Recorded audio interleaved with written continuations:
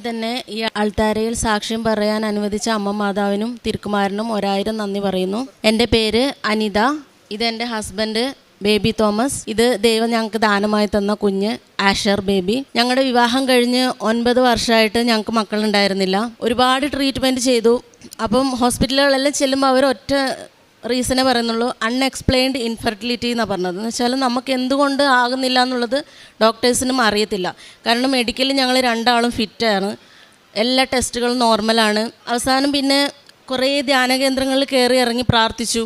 എല്ലാവരും ഞങ്ങൾക്ക് മക്കളുണ്ടാകുമെന്ന് പറയും. അങ്ങനെ വർഷങ്ങൾ കടന്നുപോയി. എനിക്ക് തോന്നുന്നു 2021 സെപ്റ്റംബർ മാസത്തിൽ എൻ്റെ ഒരു കൂട്ടുകാരിയുണ്ട്, പ്രീതി, കായംകുളത്താണ് വീട്. അവളാണ് കൃപാസനത്തെ പറ്റിയിട്ട് എന്നോട് പറഞ്ഞത്. ഇവിടെ നടക്കുന്ന ഉടമ്പടിയെ പറ്റിയിട്ടും എൻ്റെ കളിക്കൂട്ടുകാരി അവളാണ് എനിക്ക് മാതാവിനെ പരിചയപ്പെടുത്തി തന്നത് എന്ന് തന്നെ പറയാം. അവസാനം അവൾ പറഞ്ഞ പ്രകാരം ആ സൈറ്റിൽ കയറി എല്ലാം നോക്കി. അതിൽ മാതാവിനെ കാണാൻ വരുന്നതിന് മുന്നേ ഒരുങ്ങണം എന്ന് എൻ്റെ മനസ്സിൽ തോന്നി. ഞാൻ സെപ്റ്റംബർ മുതൽ നവംബർ 1 2021 ഞാൻ ഉടമ്പടി എടുത്തത്. ഞാൻ നവംബർ 1 വരുന്നതിന് മുന്നേ വരെ ഉടമ്പടി പ്രകാരം എങ്ങനെയാണോ ജീവിക്കേണ്ടത് അതുപോലെ തന്നെ ജീവിച്ചു. എന്ന് വെച്ചാൽ പ്രേക്ഷിത പ്രവർത്തനത്തിൽ പത്രം കൊടുക്കാനൊന്നും പറ്റിയിട്ടില്ല, കാരണം ഇവിടെ വരാത്തത് കൊണ്ട്. പക്ഷേ ബാക്കിയുള്ള കാര്യങ്ങൾ മാതാവിൻ്റെ ദിവസങ്ങളിൽ ഉപവസിച്ച് പ്രാർത്ഥിച്ചു. മോർണിംഗ് പ്രെയർ, ഈവനിങ് പ്രെയർ ചൊല്ലി. പിന്നെ നേർച്ച വസ്തുക്കളൊന്നും ഉണ്ടായിരുന്നില്ല, പക്ഷെ ഞാൻ അതുപോലെ ജീവിച്ചു. ഞാൻ കുമ്പസാരിച്ച് ഒരുങ്ങി ഞങ്ങൾ രണ്ടാളും 21 നവംബറിന് ഇവിടെ വന്നു. മുകളിലത്തെ നിലയിൽ ക്ലാസ്സിന് പങ്കെടുത്തു. അന്ന് ഞങ്ങൾക്ക് അച്ഛൻ തന്നെയാണ് ക്ലാസ് എടുക്കുന്നുണ്ടായിരുന്നു, ജോസഫ് അച്ഛനല്ല, അന്നുണ്ടായിരുന്ന അച്ഛൻ ഞങ്ങൾക്ക് അതിനെപ്പറ്റി നല്ല ഡീറ്റെയിൽ ആയിട്ട് കാര്യങ്ങൾ പറഞ്ഞു തന്നു, എങ്ങനെ ചെയ്യണം എന്നുള്ളത്. അങ്ങനെ മാതാവിനോട് ഞങ്ങളുടെ നിയോഗങ്ങൾ പറഞ്ഞു. ഒബിയസ്ലി ആദ്യം എനിക്ക് മക്കളെ തരണം, അമ്മ തന്നെ തരണം, അതിന് വേണ്ടിയിട്ടാണ് ഞാൻ 9 വർഷം കാത്തിരുന്നത് എന്ന് തന്നെ ഞാൻ എഴുതി. അതെഴുതി പിന്നെ ഇവിടെ വന്ന് പ്രാർത്ഥിച്ചു കൊടുത്തു. ഞങ്ങൾ പോയി ഉടമ്പടിയിൽ അങ്ങനെ ജീവിച്ചു. അങ്ങനെ ഇരിക്കുമ്പോൾ എൻ്റെ വ്യക്തിപരമായ ജീവിതത്തിൽ ഒരുപാട് മാറ്റങ്ങൾ സൃഷ്ടിച്ചെങ്കിലും ഞാൻ ഹൈലൈറ്റായിട്ട് വെച്ചിരുന്ന നിയോഗം ദൈവം എന്തുകൊണ്ടോ അത് ഡിലേ ആക്കി കൊണ്ടുപോയി. എന്നെ പരീക്ഷിച്ചതായിരിക്കുമെന്ന് ഞാൻ വിശ്വസിക്കുന്നു. പക്ഷെ ഞാൻ അതിൽ ഉറച്ചു നിന്നു. ഉടമ്പടി 1 പുതുക്കി, ഞാൻ 2 പുതുക്കി, 3 പുതുക്കി. പക്ഷേ അതിൻ്റെ ഇടയിൽ ഞാൻ ഒരുപാട് കുറ്റപ്പെടുത്തലുകൾ കേട്ടി. എനിക്ക് തോന്നുന്ന ഒരു എയ്ഡ്സ് രോഗീനെ പോലും അവരധികം അങ്ങനെ നോക്കുന്നുണ്ടോയെന്ന് ചോദിച്ചാൽ എനിക്കറിയില്ല. കാരണം മക്കളില്ലാത്തവർ അതുപോലെയാണ് നോക്കിയിരുന്നത്. പക്ഷേ ഞാൻ എൻ്റെ ഈ നാവ് കൊണ്ട് ഒരു പ്രാവശ്യം പോലും മാതാവിനെ കുറ്റം പറഞ്ഞിട്ടില്ല, ഞാൻ കുറ്റപ്പെടുത്തി സംസാരിച്ചിട്ടുമില്ല. കാരണം എനിക്ക് ഉറപ്പായിരുന്നു അത് ദൈവം തന്നെ തരണമെന്നും എനിക്ക് വാശിയുണ്ടായിരുന്നത് കൊണ്ട് തന്നെ ഞാൻ അങ്ങനെ നിന്നു. ഒരു IVF-നും പോയില്ല. കാരണം കാണിച്ച ഡോക്ടേഴ്സ് ഞങ്ങളോട് IVF ചെയ്യണം, കാരണം നിങ്ങൾ ഏജ് ആവുകയാണ്, അപ്പോൾ നിങ്ങളിപ്പോൾ ചെയ്താലേ നിങ്ങൾക്കൊരു പ്രായമാകുമ്പോൾ കൊച്ചു വളർന്നു വരുള്ളൂ എന്ന് പറഞ്ഞു. പക്ഷെ ഞങ്ങൾ രണ്ടാളും അതുകൊണ്ട് മനസ്സിൽ തീരുമാനിച്ചു ഇല്ല, നോ തന്നെ പറഞ്ഞു. IUI ചെയ്തു. ഒരു 4 തവണ, എനിക്ക് തോന്നുന്നു 4 തവണ ചെയ്തു എന്ന് തോന്നുന്നു. 4 തവണയും ഫെയിലിയർ ആയിരുന്നു, വൻ പരാജയമായിരുന്നു, ഒന്നും ആയില്ല. അവസാനം യൂട്രസിൽ ഇനി എന്തെങ്കിലും കംപ്ലയിൻ്റ് ഉണ്ടോ, ഓവറിൽ കംപ്ലയിൻ്റ് ഉണ്ടോ, അപ്പോൾ ഞങ്ങൾക്ക് ലാപ്രോസ്കോപ്പി ചെയ്ത് നോക്കാമെന്ന് ഡോക്ടർ പറഞ്ഞു. ലാപ്രോസ്കോപ്പി ചെയ്തു.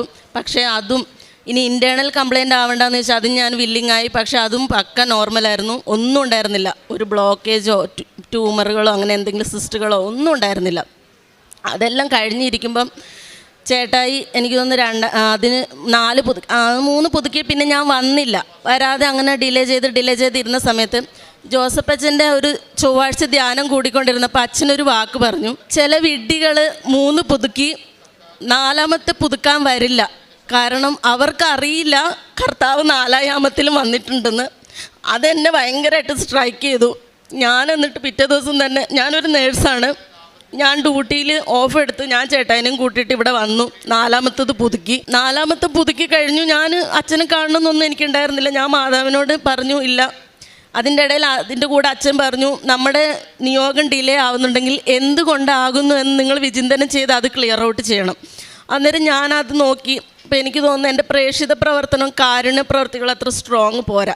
ഞാനിവിടെ 4ാമത്തത് പുതുക്കി പോയി ഞാൻ പ്രേക്ഷിത പ്രവർത്തനത്തിൽ പത്രപ്രവർത്തനം ഞാൻ തോന്നുന്നു പള്ളികളിലും എനിക്ക് അറിയുന്നവർക്കും കൊടുത്ത് ഞാൻ ഒതുക്കി. പക്ഷെ 4ാമത്തെ പുതുക്കിയപ്പോൾ ഞാൻ അങ്ങനെ ചെയ്തില്ല. ഞാൻ ഓട്ടോ സ്റ്റാൻഡുകളിലും ബസ് സ്റ്റാൻഡുകളിലും ഇറങ്ങി നടന്നു കൊടുത്തു. മോർണിംഗ് ഡ്യൂട്ടി ആണെങ്കിൽ മോർണിംഗ് കഴിഞ്ഞ് ഈവനിങ്ങിൽ ഞാൻ അവിടെ കൊടുത്ത് നടന്നു.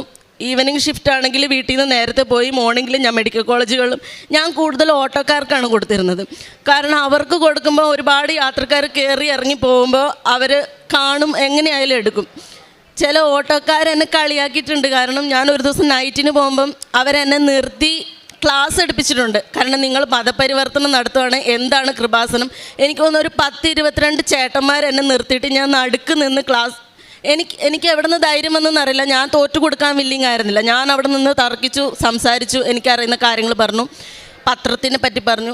എന്നെ കളിയാക്കി ചിരിച്ച ഓട്ടോക്കാരന്മാർ ചേട്ടന്മാരെല്ലാവരും എൻ്റെ അടുത്ത് നിന്ന് പത്രം മേടിച്ചു. മെഡിക്കൽ കോളേജുകളിലും കിലോമീറ്ററുകളോളം നടന്ന് ഞാൻ പത്രം കൊടുത്തത്. അതിനുശേഷം ഞാൻ എൻ്റെ പള്ളികളിലോ ഒരു ക്രിസ്ത്യൻ ചർച്ചുകളിലോ ഞാൻ പത്രം കൊടുത്തിട്ടില്ല. കാരണം അക്രൈസ്തവരെ ഫോക്കസ് ചെയ്താണ് പിന്നീട് ഞാൻ പത്രം കൊടുത്തത്. അങ്ങനെ ഇരിക്കുന്ന സമയത്ത് ചേട്ടായി എന്നോട് ഒരു ദിവസം എന്നെ സപ്പോർട്ട് ചെയ്ത് ഇത്രയും നാൾ തുഴഞ്ഞിരുന്ന ഒരാൾ പെട്ടെന്ന് എന്നോട് പറഞ്ഞു, നമുക്ക് IVF നോക്കിയാലോ, കാരണം ഏജ് ആവുകയാണെന്ന്. അതെന്നെ ഭയങ്കരമായിട്ട് വേദനിപ്പിച്ചു. കാരണം കൂടെ തോളോട് തോൾ ചേർന്ന് നിന്ന ആൾക്ക് വരെ സംശയം വന്ന് തുടങ്ങിയോ എന്ന് വിചാരിച്ചു. ഞാൻ കരഞ്ഞു. അന്നേരം ചേട്ടായി പറഞ്ഞു, കരയാൻ പറഞ്ഞല്ല, നമ്മുടെ അവസ്ഥ അതാണ്, വയസ്സാവുകയാണ്. അന്നേരം ഞാൻ മക്കളില്ലാതിരുന്നിട്ട് ഞാൻ അത്ര വിഷമിച്ചിട്ടുണ്ടോ എന്ന് ചോദിച്ചാൽ ഇല്ല. അന്നേരം ഞാൻ എന്നിട്ട് മാതാവിനോട് അന്ന് പ്രാർത്ഥിക്കുമ്പോൾ ഞാൻ പറഞ്ഞു, മാതാവ് നീ തരണം, അത് ഇനി എൻ്റെ വാശിയാണ്. കാരണം എനിക്കിനി മെഡിക്കലിൽ ഒരു കൊച്ചിനെ കിട്ടിയിട്ടുണ്ടെങ്കിൽ എൻ്റെ ചേട്ടായും ഇവിടെ നിന്ന് മെല്ലെ അങ്ങോട്ട് ചാഞ്ചാടും. കാരണം അവിടെ പോയി പ്രാർത്ഥിച്ചിട്ടല്ലല്ലോ, മെഡിക്കലിലായിട്ടല്ലേ കിട്ടിയത്, അതെനിക്ക് കേൾക്കണ്ട, അതിന് വേണ്ടിയിട്ടല്ല ഞാനിവിടെ 9 വർഷം ഇരുന്നതെന്ന് ഞാൻ പറഞ്ഞു, പ്രാർത്ഥിച്ചു. അന്ന് രാത്രി ഞാൻ കിടന്നുറങ്ങിയപ്പം എങ്ങനെ പറഞ്ഞറിയിക്കേണ്ടതെന്ന് എനിക്കറിയത്തില്ല. ആരോ ഒരാൾ എൻ്റെ വലത് സൈഡിൽ വന്ന് നിന്നു എന്ന് തന്നെ ഞാൻ പറയും. കാരണം ഞാനത് അനുഭവിച്ചതാണ്. എൻ്റെ ചെവിയിൽ ഒരു വാക്കേ പറഞ്ഞുള്ളൂ, നിനക്ക് ഞാനില്ലേ എന്ന് പറഞ്ഞു. അത്രയും കേട്ടു ഞാൻ ചാടി എഴുന്നേറ്റു. എൻ്റെ കയ്യിലൊക്കെ ഇങ്ങനെ രോമ എഴുന്നേറ്റ് നിൽക്കും, കുളിര് കോരുവാന്നറിയില്ല, അങ്ങനെ നിന്നു. ഞാൻ എന്നിട്ട് വേഗം ലൈറ്റിട്ട് താഴെയൊക്കെ നോക്കി, പക്ഷെ ഒന്നുമില്ല. അപ്പോൾ എനിക്ക് മനസ്സിലായി സമയം 3 മണിയാണ്. മാതാവ് വന്നു. അന്ന് വൈകുന്നേരത്തെ ട്രെയിനിന് കയറി ഞങ്ങളിവിടെ വന്നു. ഞാൻ അന്നേരം ഉടമ്പടി തന്നെയാണ്. ഞാനിവിടെ വന്നു. ഞാൻ ആ മാതാവിൻ്റെ അടുത്ത് പോയി നിന്നു. കാരണം നമുക്ക് ഈ മാതാവിനെ ഉടമ്പടി ഫസ്റ്റിൽ തൊടാൻ പറ്റത്തുള്ളൂ. അവിടെ പോയി നിന്ന് ആ മാതാവിനെ കെട്ടിപ്പിടിച്ച് എനിക്ക് തോന്നുന്നു ഒരു 15 മിനിറ്റോളം ഞാൻ കരഞ്ഞു.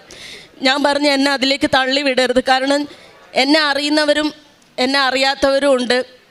ഞാൻ ഉടമ്പടി എടുത്തവരാണെന്ന് എല്ലാവർക്കും അറിയാം. അപ്പോൾ എല്ലാവരും നീ എനിക്ക് കുഞ്ഞിനെ തരുമ്പോൾ നിന്നിലേക്ക് അടുക്കുകയുള്ളൂ. അങ്ങനെ എനിക്ക് അതുവഴി ഒരുപാട് പേര് നിന്നിലേക്ക് അടുപ്പിക്കാൻ പറ്റും, ഈവൻ എൻ്റെ ചേട്ടായിനെ പോലും. കാരണം നീ തന്നെ എനിക്കൊരു കുഞ്ഞിനെ തരണം എന്നുള്ളത് ഞാൻ പ്രാർത്ഥിച്ചു. അവിടെ നിന്ന് ഒരുപാട് പൊട്ടിക്കരഞ്ഞു.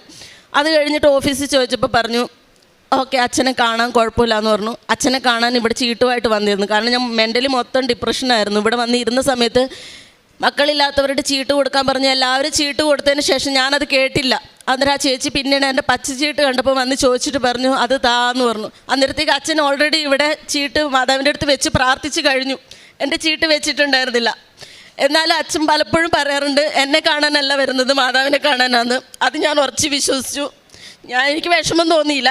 അവസാനം അച്ഛൻ എൻ്റെ അടുത്ത് നിന്ന് ചേച്ചിയുടെ അടുത്ത് നിന്ന് ആ ചീട്ട് മേടിച്ച് ഞങ്ങളെയും കൂടി ഇവിടെ ആൾത്താരിൽ മുട്ടയിൽ നിർത്തി പ്രാർത്ഥിച്ചിട്ട് പറഞ്ഞു, നിങ്ങൾക്ക് നിങ്ങളുടെ ചോര തന്നെ പറഞ്ഞ ഒരു കുഞ്ഞിനെയും കൊണ്ട് നിങ്ങളിവിടെ നിന്ന് സാക്ഷ്യം പറയണം മക്കളെ എന്ന് പറഞ്ഞു. അത് ഞാൻ വിശ്വസിച്ചു. ഒരു കാശ് രൂപം തന്നു. ആ കാശ് രൂപ തലയിണയുടെ അടിയിൽ വെച്ചിട്ട് പ്രാർത്ഥിക്കാൻ പറഞ്ഞു. അങ്ങനെ ചേട്ടാ ഈ IVFൻ്റെ കാര്യം പറഞ്ഞപ്പോൾ ഞാൻ ഓക്കെ.